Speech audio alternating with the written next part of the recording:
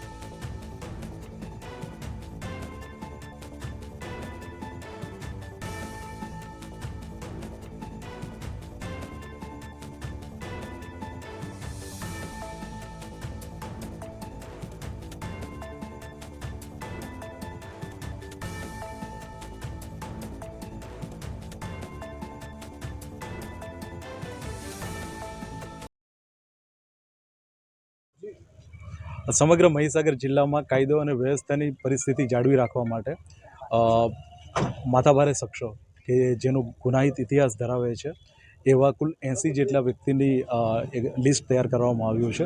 અને આજરોજ તમામ પોલીસ સ્ટેશનમાં અલગ અલગ ટીમો બનાવી આ સમગ્ર જેટલા પણ વ્યક્તિઓ છે એમના ઘરો અને એરિયામાં કોમ્બિંગ કરવામાં આવી રહ્યું છે. બાલાસિનોરની વાત કરીએ તો બાલાસિનોરમાં ટોટલ 10 વ્યક્તિઓના આ લિસ્ટમાં સામેલ છે. આ તમામ વ્યક્તિઓના ઘરોના જે વીજ જોડાણ છે એ અધિકૃત છે કે કેમ, એના સિવાય જે બાંધકામ છે એ પણ અધિકૃત છે કે કેમ એની ચકાસણી કરવામાં આવી રહી છે. એના સિવાય હાલમાં એ કઈ પ્રવૃત્તિમાં સંકળાયેલા છે એ પણ ખરાઈ કરવામાં આવી રહી છે. આ તમામ વ્યક્તિઓ પર અટકાયતી પગલાં લેવામાં આવી રહ્યા છે. આના ઉપરાંત જો જરૂર જણાશે તો એમના સામે પાસા અને તડીપારની કામગીરી પણ કરવામાં આવશે. તમામ પ્રકારના ગુનાઓ આપણે આવરી લીધા છે, જેમાં પ્રોહિબિશનથી લઈને બોડી ઓફેન્સથી લઈને જુગાર કે અનમિલકત સંબંધી જે પણ ગુના કે જેના કારણે આજે મહીસાગર જિલ્લાની શાંતિ ઢહોળાય એવા કોઈ પણ પ્રકારની પ્રવૃત્તિ કરતા હોય એવા તમામ વ્યક્તિઓને આપણે આ લિસ્ટમાં આવરી લીધા છે. બાલાસિનોરમાં ટોટલ 10 વ્યક્તિઓનું લિસ્ટ તૈયાર કરવામાં આવ્યું છે. અને આ લિસ્ટ તૈયાર કરવામાં આપણે છેલ્લા 5 વર્ષના ગુનાઓ જોયા છે. જે પણ વ્યક્તિઓ છેલ્લા 5 વર્ષમાં આવી પ્રવૃત્તિઓ જોડે સંકળાયેલા હોય આ તમામ વ્યક્તિઓને આ લિસ્ટમાં સામેલ કરવામાં આવ્યા છે.